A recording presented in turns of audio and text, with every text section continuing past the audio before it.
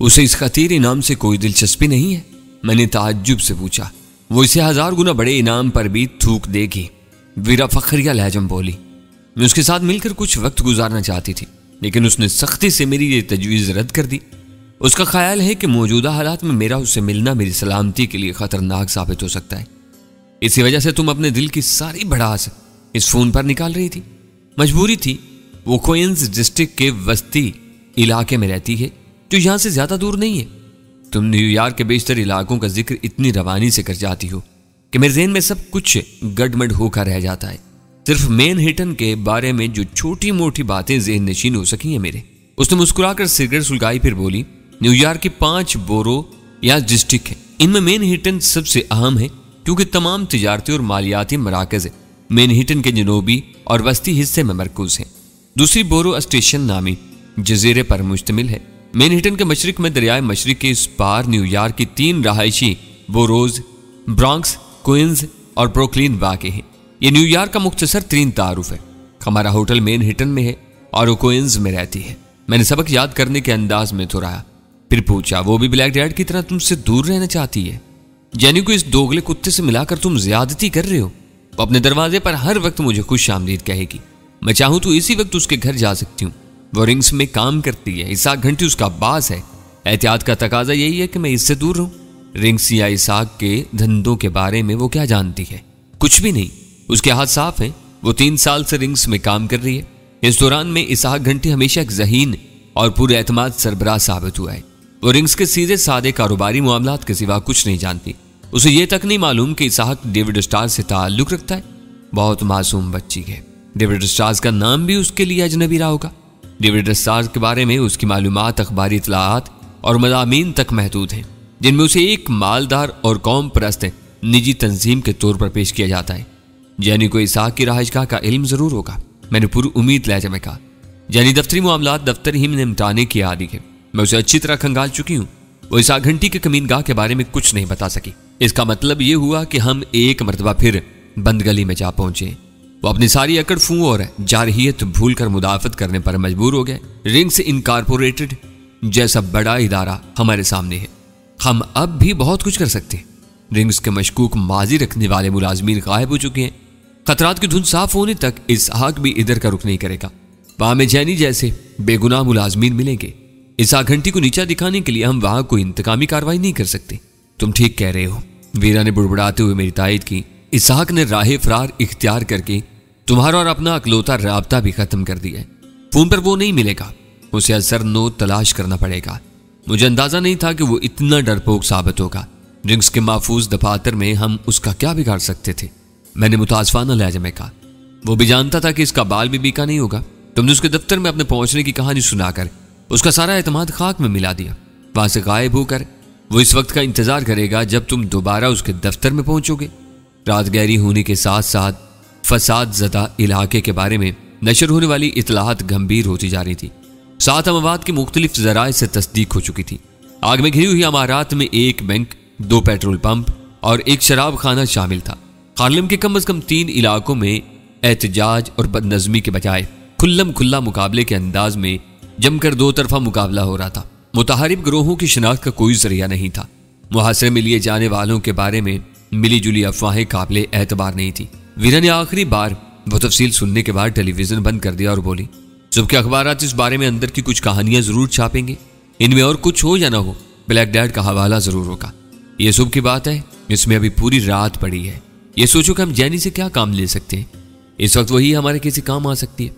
वो बता रही थी कि किसी नामालूम आदमी ने फोन पर एक ऑपरेटर को हार्लेम की पूरी कहानी सुना दी थी। इस फोन के बाद हेलन राय बहुत जज्बाती हो गई थी। उसने जैनी से कह दिया था कि आज रात हार्लेम में किसी की नक्सीर भी फूटी तो वो सुबह मुलाजमत पर नहीं आएगी। उसके वाजिबात का चेक उसके पते पर डाक से भेज दिया जाए। वो ना आई तो जैनी कुछ सुराग लगाने की कोशिश करेगी। खुलकर बात करो, वो किसका सुराग लगाएगी? मैंने बेचैनी से पूछा। इस वक्त सिर्फ इसहाक हमारा टारगेट है। जैनी इसहाक के फोन पर किसी दूसरी ऑपरेटर को मामूर करने से पहले खुद रिकॉर्ड की छानबीन करेगी। शायद उसे कोई चीज मिल जाए। इसहाक के कमरे में किसी की इजाजत का बगैर दाखिले की इजाजत नहीं। उसने जाने से पहले खुद हेलन को अपने फोन पर मामूर किया था। उसके मुलाजमत छोड़ देने के बाद जैनी इसहाक के कमरे के बारे में अपने फैसले करने की पोजीशन में आ सकेगी। क्या हेलन ने मेरा पैगाम इसहाक तक पहुंचा दिया था? मैंने पूछा।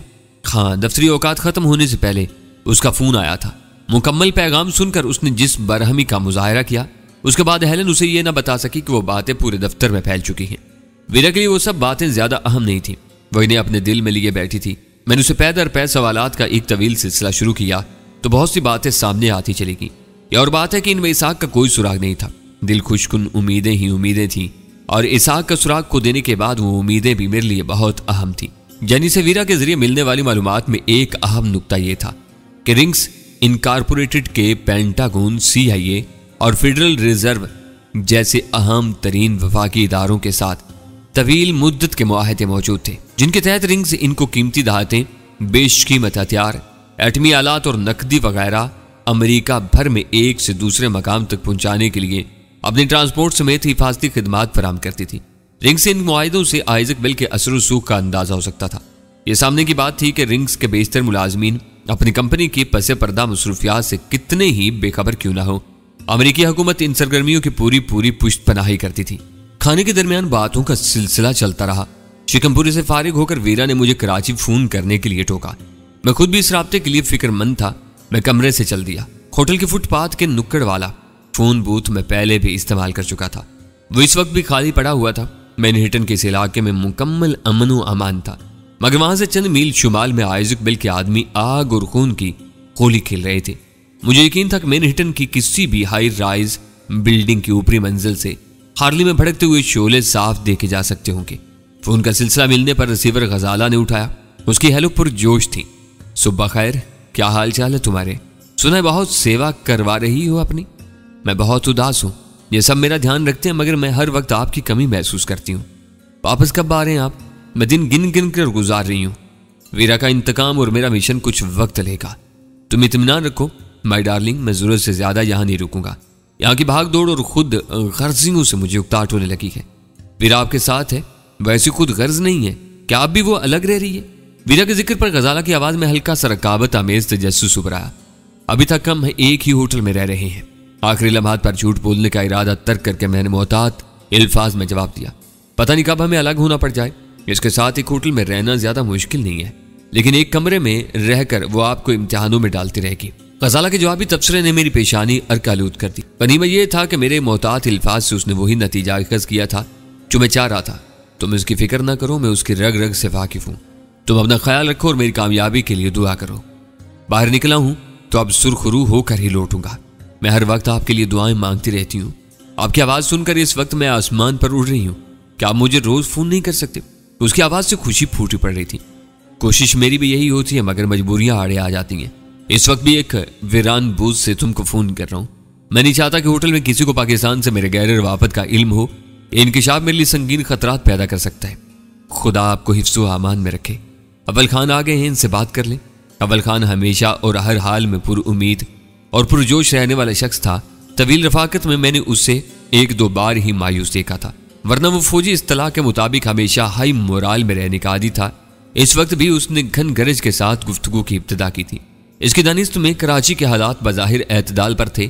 अव्वल खान इन दिनों मदन मोहन के नेचुरल इंफॉर्मेशन रैकेट ही के मामलात में उलझा हुआ था। राग और रंग और ऐशो इशरत की महफिलों में मुख्तसर याराने पैदा करने के एवज कौमी मफादात दुश्मनों के हवाले करने वालों में ऐसे ऐसे पर्दा निशीनों के नाम सामने आ रहे थे कि हर गिरफ्तारी से पहले हुकूमत के आला एहलकारों को सर जोड़कर गिरफ्तारी के बाद रूनुमा होने वाली सूरत हाल की पेचीदगियों पर गौर करना पड़ रहा था। मेरी बल्कि बद्री और रमेश अग्रवाल की कराची में मौजूदगी तक अमेरिकी मिशन का निक मोडले अपनी तकरीबी सरगर्मियों में बहुत पेश था, लेकिन सुल्तान शाह के पाकिस्तान से अगवा और फिर कब्रस से अनकरा के रास्ते बाजियाबी के इंतहाई खुफिया वाकयात से बाखबर होने के बाद पसपा हो गया था। इस पूरे किस्से में आइजक बेल ने उसे बुरी तरह नजरअंदाज करके जिस राजदारी से अपने खास आदमियों को इस्तेमाल किया था, उसने निक मोडले को उसकी असल औकात से याद दिला दी थी। उसकी वो खामोशी महज बद दिली का नतीजा हो सकती थी। वाकयात जिस नहज पर जा रहे थे वो हमारे मफादात के लिए मुनासिब तरीन थे। कराची के बारे में इस तवील गुफ्तगू के बाद मैंने अव्वल खान से सुल्तान शाह की खैरियत दरियाफ्त की तो उसने गहरा सांस लेकर बताया कि अनकरा के मिलिट्री अस्पताल में धीरे धीरे रूबा सेहत हो रहा था, लेकिन उसके लिए खतरात बदस्तूर बाकी थे। अयूब आगा की सरतोड़ कोशिश और तुर्की के फौजी हुकाम के भरपूर ताउन के नतीजे में उस अस्पताल की दिन रात कड़ी निगरानी की जा रही थी। और इस दौरान मैं 2 मुश्तबा आदमियों को अस्पताल में घुसने की कोशिश करते हुए रंगे हाथों पकड़ा गया था। अफसोसनाक बात यह थी कि वो दोनों ही अनकरा के मकामी बदमाश साबित हुए थे।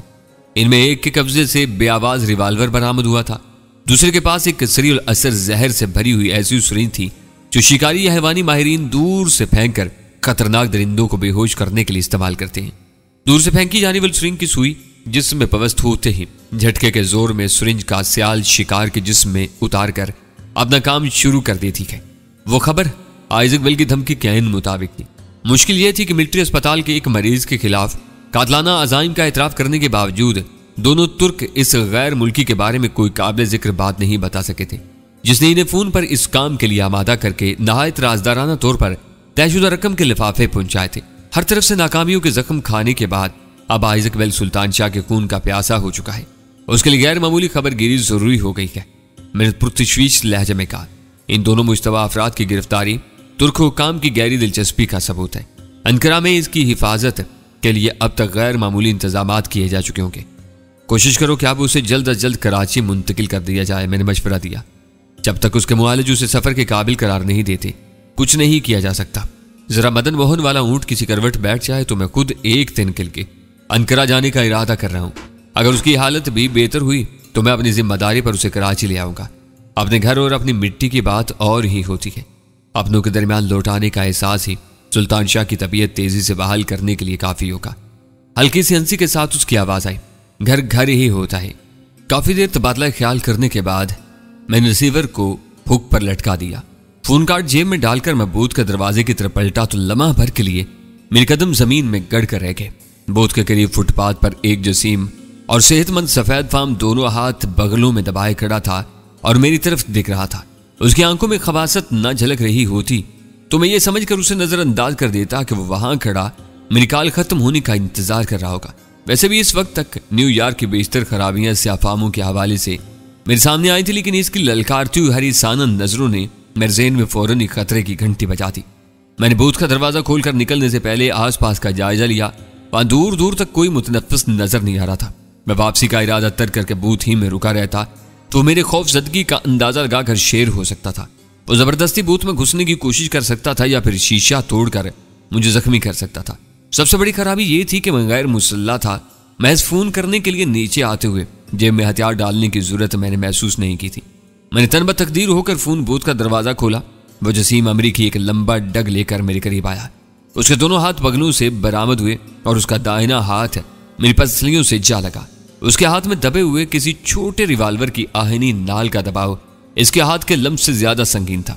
जेबें खाली करो वरना गोली मार दूंगा, वह ससराती हुई दुरुस्त आवाज में बोला। उसकी आंखों में वहशत और चेहरे पर सफा की लहरा रही थी। मैंने अंदाजा लगाया कि मैंने उसके हुक्म की तामील में जरा भी ताखीर की तो वो बेदुरेग फायर करके लम्हा भर में मुझे जन्नत मकानी बना देगा। मैंने जो ही जेब में हाथ डालना चाहा उसने कोनी मारकर मुझे रोका और फिर खुद ही मेरी जेब में हाथ डाल दिया। ये मेरी या उसकी खुश नसीबी थी कि पहली ही जेब से उसे 100-125 डॉलर मिल गए। उसने इन डॉलरों पर एक हरीसाना नजर डालकर अपनी जेब में उड़सा, फिर मेरी बाईं कलाई पर हाथ मारा जहां रिस्ट वॉच नहीं थी। वो दांत पीस कर खुद कलामी के अंदाज में अधूरी गालियां देने लगा। वो वाकई कोई पेशावर राहजन था और ऐसी वारदातों में वक्त की अहमियत से बहुत अच्छी तरह वाकिफ था। लूट मार करके सुराज से फरार होने के बजाय शिकार को पूरी तरह निचोड़ने के चक्कर में पड़ने वाले लुटेरे आमतौर पर पकड़े जाते हैं। उसने मेरे ऊपर जरूरत से एक लम्हा भी ज्यादा सर्फ नहीं किया। उसे मेरे पास से शायद तवक्का से ज्यादा रकम मिल गई थी।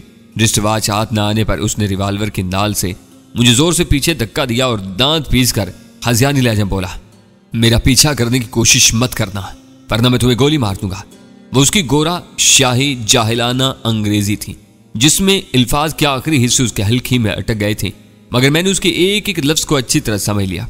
जल्दी से इस बात में सर हिला। अपने पीछे ना आने की धमकी देकर वो तेजी से सड़क के पार दौड़ता चला गया। मैंने अपनी जिंदगी में खुद को बड़े बड़े सफाक हरीफों के सामने भी कभी खुद को इतना बेबस नहीं पाया था जितना न्यूयॉर्क के इस उचक्के के सामने हो गया था।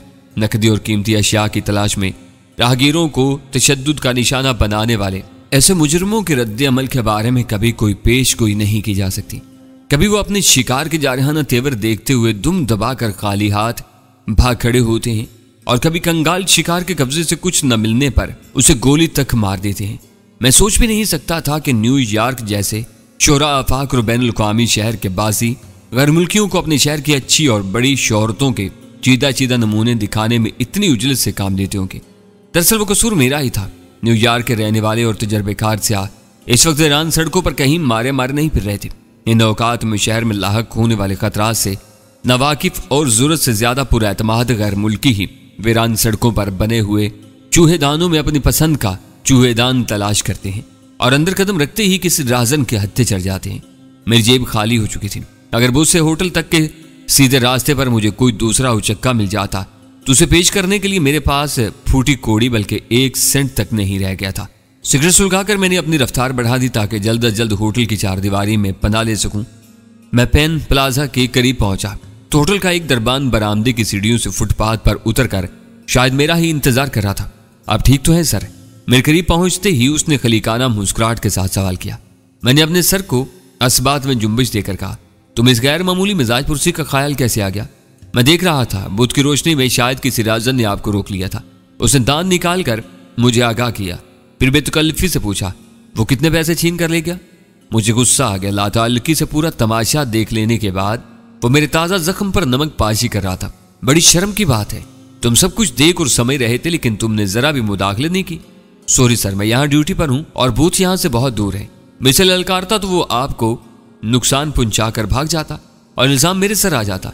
इनका बेहतरीन इलाज यही है कि आदमी अपनी जेब या पर्स में हर वक्त 25 या 50 डॉलर जरूर रखे। इनकी तवक्कात इससे ज्यादा नहीं होती।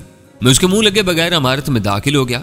ऊपर वीरा शब ख्वाबी का इश्तियाल अंगेज मगरबी लिबास जेब तन करके सोने की तैयारी कर चुकी थी। मैंने उस पर कोई कड़वा कसीला तबसरा करने के बजाय यकसर नजर अंदाज करने का उसे फैसला कर लिया। कराची से तुम्हारे लिए नेक ख्वाहिशात का पैगाम लाया हूँ, वहां सब खैरियत है। पास राब्ता न होने पर मैं एक खलासा महसूस कर रही थी। अच्छा हुआ कि तुमने इस वक्त हिम्मत करके बाहर से बात कर ली। मैंने भी ये वक्त पूरी तरह इस्तेमाल किया है। मैं देख रहा हूं कि तुमने सोने की पूरी तैयारी कर ली है। मैंने बेरुखी से कहा, मैंने डेविड स्टार्स के मरकजी दफ्तर का सुराग लगा लिया है। अभी तक हम इन्हें भूले हुए थे। उसने फखरिया लहजा में मुझे आगाह किया। वो भी रिंग्स के दफ्तर के आसपास दूसरी स्ट्रीट पर पाए जाते हैं। आज तुम टेलीफोन डायरेक्टरी को बाइबल के तौर पर इस्तेमाल कर रही हो। मैंने कहा, बाइबल के तकद्दुस को इतनी बेरुखी से मजरू ना करो। वो भी एक इल्हामी किताब है। उसको असल मकाम से गिराने का काम इसके पैरोकार बहुत तनदही से सरअंजाम दे रहे हैं। तुम हमेशा बात को मनफी रुख पर ले जाती हो। मैंने बाइबल की क्या तौहीन की है? बिना इस्तिबा अमेज नजरों से मेरी तरफ देखा और पूछा, तुम्हारे ज़हन में लंदन के मास्टर रॉबर्ट होटल की वो बाइबल नहीं आई थी जिसके पहले सफ़े पर किसी कालगर ने फ़ोन नंबर के साथ अपना ज़ोमानी पैगाम लिखा हुआ था? मैंने उस डायरेक्टरी पर एक लफ्ज़ तक नहीं लिखा। ऐसा गंद तुम्हारे तंग दिमाग में अटक कर रह जाता है। मैं इस वाक़े को इसी दिन भूल चुका था। मेरे दिमाग की कुशादगी का यह हाल है कि मैं डेविड स्टार के दफ्तर फ़ोन कर चुकी हूँ। आइजक बेल से मुज़ाकरात कैसे रहे? मैंने गहरी संजीदगी से पूछा। जलीकटी बातें मत करो, इस वक्त वहाँ कोई नहीं था। रिकॉर्डिंग मशीन मुंसलिक थी। मैंने बदली हुई मर्दाना आवाज़ में इस पर पैगाम छोड़ दिया है कि इसाक घंटी किसी बड़ी बर्बादी से बचना चाहता है तो कल शाम 4 बजे डेविड स्टार के दफ्तर में मौजूद रहे। तुम्हारा ख्याल है कि इस हदायत पर सादतमंदी से अमल करेगा? ना करे, उसे पैगाम जरूर मिलेगा। यह ख्याल उसके लिए सुहाने रूह बन जाएगा कि तुम उसके गिर्द घेरा तंग करते जा रहे हो। परेशानी के आलम में वो सही वक्त पर सही फैसले करने की सलाहियत से महरूम होकर रह जाएगा। इस वक्त उसकी नाकामियां भी हमारी कामयाबी में शुमार होंगी। होटल के महफूज कमरे में वो रात बहुत सुख चैन से गुजर गई, लेकिन सुबह के अखबारात की लर्जा खेज सुर्खियों ने मेरा दिल बोझल कर दिया। फसादात की तबाहकारियों में मुतअद्दिद अफराद के जख्मी होने के साथ 9 अफराद अंधाधुंध चलाई जाने वाली गोलियों की जद में आकर मारे गए थे। ब्लैक डैड के मारूफ दोस्तों के एक कसीनो और 2 शराब खानों को नामालूम हमलावरों ने खंडरात में तब्दील करके 4 अफराद को जिंदा जला दिया था। सुबह सवेरे तक पुलिस हार्लम के मजाफात में अपने कदम जमा चुकी थी। मरकजी हिस्से तक रसाई का हर रास्ता बुरी तरह मसदूद कर दिया गया था। अखबारात वालों के लिए न्यूयॉर्क के जराइम पेशा अफराद की पुरानी रकाबतों और रंजिशों के किस्से राज नहीं थे। इन तमाम इम्कानात की राह में सबसे बड़ा सवालिया निशान ये था कि इस बार फसाद का आगाज मुश्तबा अफराद के किसी टकराव से नहीं हुआ था, बल्कि रिंग्स जैसे नेक नाम इदारे की रकम ले जाने वाली गाड़ी को पेश आने वाली मुबैना रुकावट इन खूनरेज हंगामों की बुनियाद बनी थी। न्यूयॉर्क टाइम का रिपोर्टर अपने पेशा वराना मामलात में बहुत बेखौफ था। उसने रिंग्स की साख पर बरहरास्त हमला किए बगैर यह सवाल उठाया था कि इब्तदाई हादसे में मुलव्विस होने वाली रिंग्स की गाड़ी के हमले के बारे में यह तहकीकात होनी जरूरी चाहिए थी कि वह सब या इनमें से कोई अहम आदमी शहर के किसी बड़े गिरोह के हाथों बिका हुआ तो नहीं था। इन खबरों में ब्लैक डैड का नाम एक मजलूम फरीक के तौर पर उभरा था।